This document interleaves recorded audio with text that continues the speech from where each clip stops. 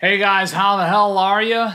Time for an all-new unbiased gear review, and today I get to do one I've been anticipating. This is the Charvel limited edition Henrik Danhage Pro Mod SoCal Style 1 signature model.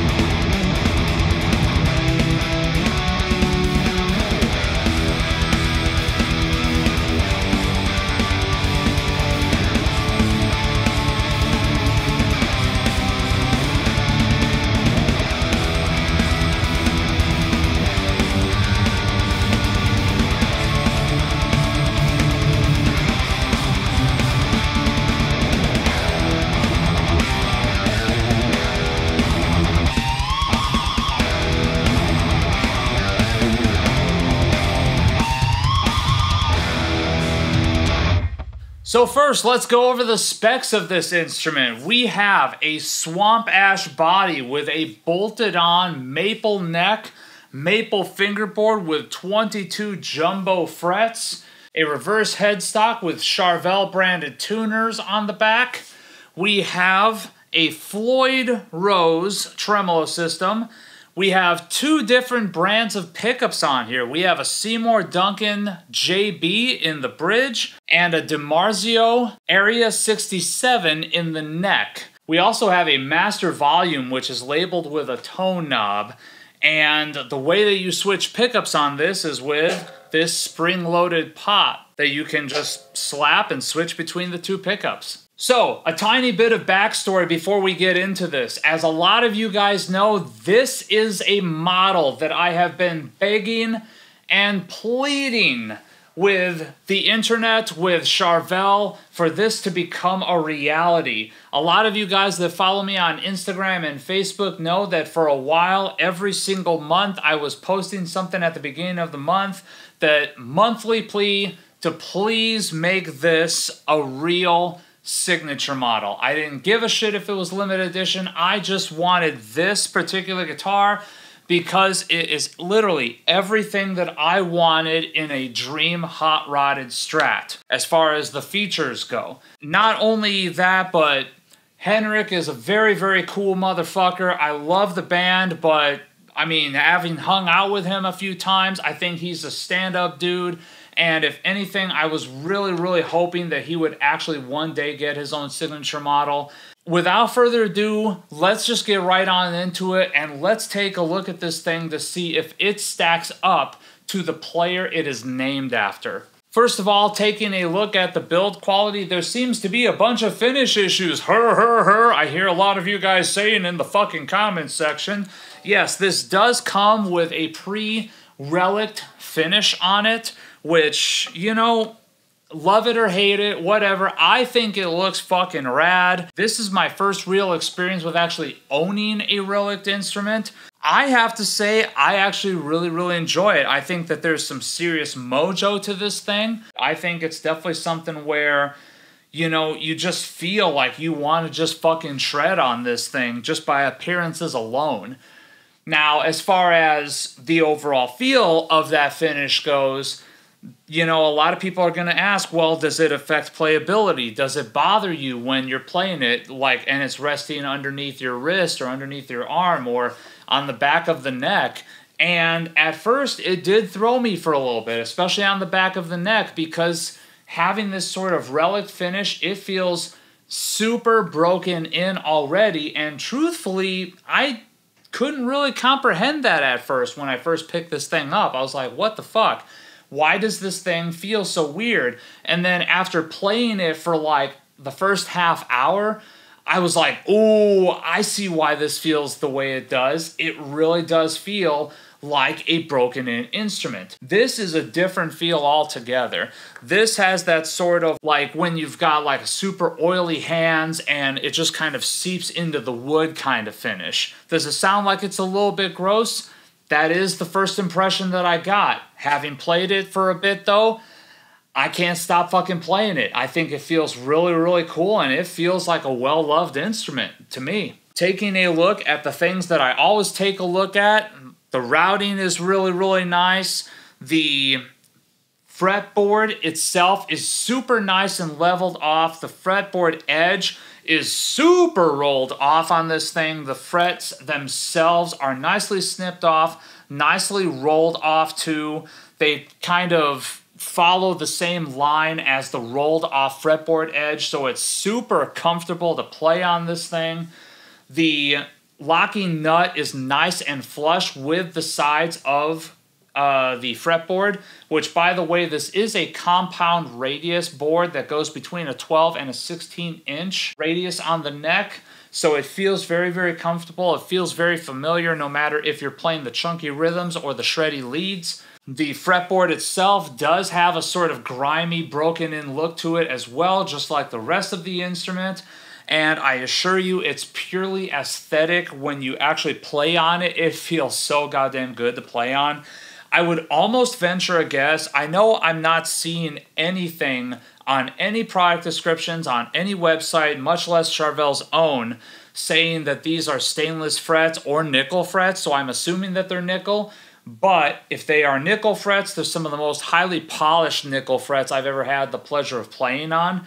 Because, like, I can sit here and do a long, lengthy BD vibrato on this thing, and, you know, it just keeps going. I don't really get that friction-y feel from it, so I'm half tempted to say it might be stainless. But without actually having, like, a dedicated spec sheet in front of me, although I've looked at a few, you know, I can't really tell, to be honest with you. I will just say, on the side of caution, they're nickel frets and they are super high polished. The tremolo on this is very, very nicely set up. It arrived perfectly in tune and is just a joy to bang around on. It is not recessed into the body. It's sitting up ever so slightly, so you can still bend back a little bit on it. But it is about as old school of a shredder as possible. It is not recessed at all. It is meant to be dive bombed to fucking oblivion. The volume knob, I think, is a really, really cool touch. See, when I was first reading about this instrument, I thought it was going to be like one of those Lynch models where you actually had the push-pull knob on it in order to switch between the pickups. That is not the case on this. This is spring-loaded, so you smack it, it pops up, you're on the neck pickup, you smack it back down, you're back on the bridge pickup, and that actually turned out to be way more intuitive than I thought it was going to be. Turns out that is actually super easy to adjust to, super easy to get used to when you're kind of in the heat of the moment. For all of you live guys out there, sometimes just shredding on this and hitting that little thing is gonna come so naturally to you. I was really, really surprised. Taking a look at the back of the instrument, I love how the back plate itself that's covering the tremolo cavity is nice and recessed into the body. My gripe though is they could do that with that, but not necessarily with the plate that's on the back of this thing. You know, I'm just being a little bit nitpicky here, but I'm just pointing it out to you. This thing sticks out about maybe like I don't know, a little bit less than 1/4 of an inch, but that's pretty substantial. A lot of other people are going to also take issue with the fact that this is a square neck heel like the old school shred guitars of yore. And what I'm going to say with regards to that is we just need to get over it. Yes, it's not an all-access neck joint like a lot of us are used to on our more modern shred sticks. But for those of us that kind of grew up playing like a lot of the pawn shop prizes and hot-rodded super shred sticks from back in the day, this thing is going to feel super familiar to you in all the best ways possible. I actually really do not find a problem with that square neck heel at all, as deep as it might be, because this is a nice and thick Strat-esque body on here. After combing over this thing with a fine-tooth comb after I got it to, I only found 2 real quality control issues, and they're not even that big of a deal. But I'm just calling it out so you guys are aware of what's up. As far as the output jack goes, the plate itself was extremely loose. Like when I first plugged into this thing, I was noticing that it was just shimmying back and forth. No problem, quick Phillips head turn, and all of a sudden it's nice and flush, nice and down to the body. Not any issue whatsoever. Something else of note, there is a little teeny tiny bit of a gap on this side of the neck. A lot of people might find fault with that as saying that it's not as stable as it could be, or that it's not connecting as much, giving as much sustain as it could. That's fine. That's not as big of an issue as long as the rest of the guitar is fucking holding up. And honestly, this thing feels like it's built like a tank. If it's something that bothers you to the point where it's serious for you, just put in a little bit of a shim or whatever so that it fully connects there. But honestly, I don't really see a problem having bounced around with this thing a lot since I got it. So how does this thing sound? Like a molten metal machine.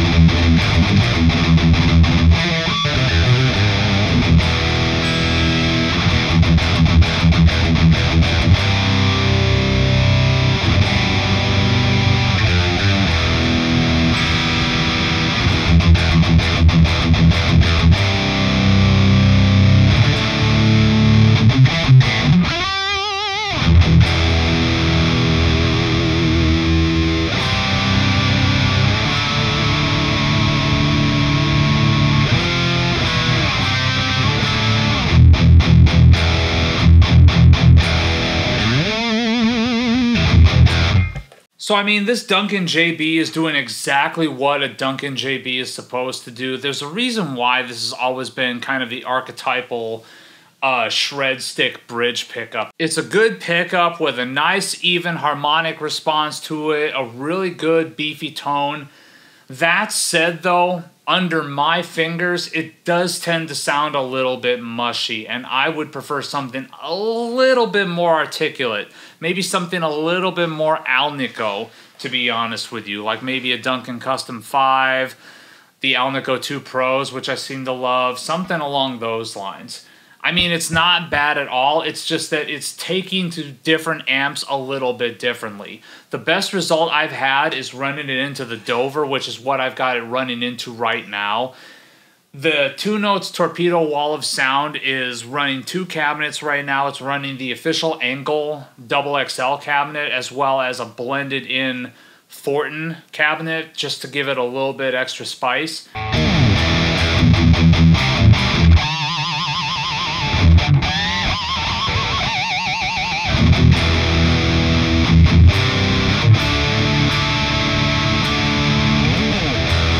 And it doesn't sound bad at all.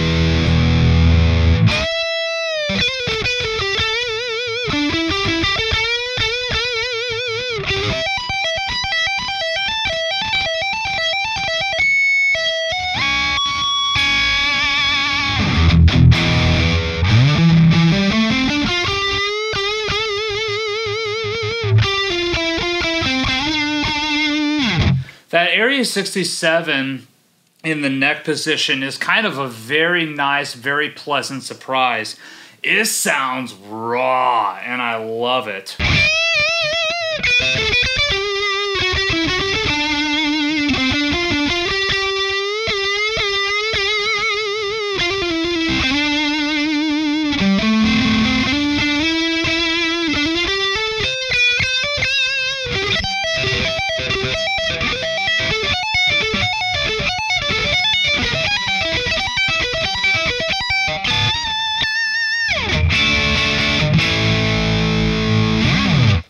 Very, very, very nice sounding neck pickup. I gotta say, this is actually my first experience with an Area 67.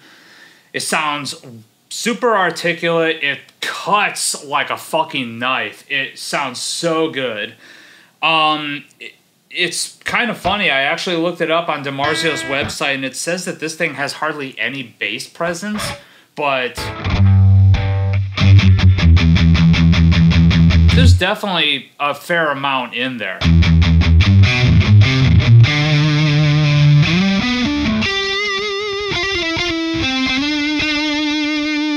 Sounds bluesy as fuck. I love it. So overall, my final thought on this guitar, this is a serious keeper. So this is not something that got sent to me for a demo purpose or for review purposes. This is something I fucking bought. When I was begging and pleading online, I kept saying over and over again, I would be the first in line to get one of these fucking things, and here I am. I appear to maybe have one of the very first that's out in the wild. I'm really, really happy with it. I'm really, really stoked on it, and I am not getting rid of it at all. I think it plays phenomenally.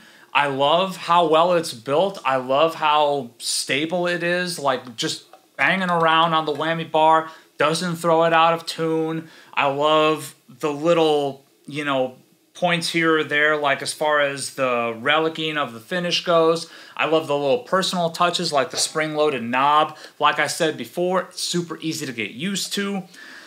The only thing that I'm taking issue with as far as making it a personal instrument, I've never really been the biggest fan of the JB. I'm a huge Seymour Duncan fan. The JB just doesn't do it for me under most circumstances. The JB is one of those pickups that it really needs to be paired up with that perfect amp, and then it comes to fucking life. So like a super hot rodded Marshall kind of thing, Friedman stuff, the JB works well in. I found with my own amps, for example, the Fortin Cali, I did not like this pickup in, but the Dover, which had a lot more searing kind of high gain to it, but was still super articulate, fucking awesome. Big, beefy palm mutes on it, just not necessarily so much in anything else I played it through. And that's kind of always been the case with me in a JB. So I'm probably going to be swapping out that bridge pickup for something in the near future to make this a personal instrument, to make this something that I hang on to forever and ever and just fucking jam on all the time. But, I mean, all told, this guitar really is kind of the total package. Everything that I wanted it to be and then some. I'm super content with it. And this isn't just the honeymoon phase talking. This is me going over this like, there's got to be something wrong. There's got to be something wrong. And if all I was able to find that was wrong really was like a loose part here, a loose sticker here, and a tiny little gap here, I'm fucking stoked on this. This is fantastic, and I love it. So thank you guys so much for tuning into this video. Like this video, subscribe to this channel. There's tons more metal guitar-oriented content to come. And remember, please, take what you do seriously, but do not take yourself too seriously.